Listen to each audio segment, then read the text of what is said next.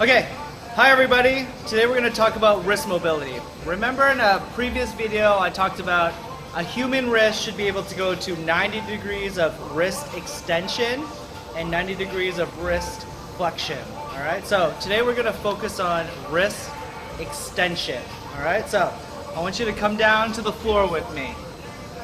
Okay, so one of my favorite wrist extension mobility exercises is just getting into all fours and making sure that you're in a all fours position. So it's gonna look like this, all right?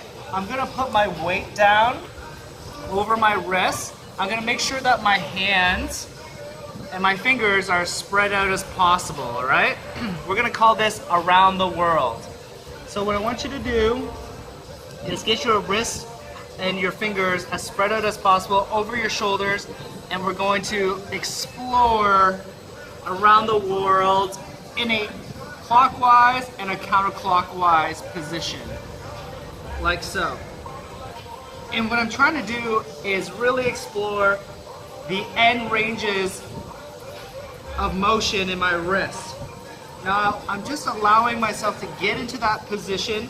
While I'm doing it, I'm actually trying to, while I get into this position over here, where I'm putting more weight into my hands, I'm really trying to create more wrist extension, right?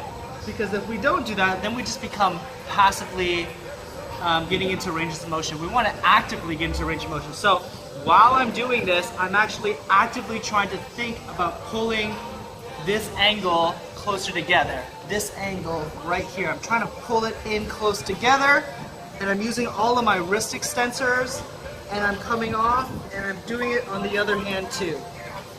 So what I want you to do is 2 to 3 sets of 10 counterclockwise and 10 clockwise circles into your wrist. If you guys have any more questions, please don't hesitate to ask. Hit me up on social media. It's going to be right here. And that's it. Move well.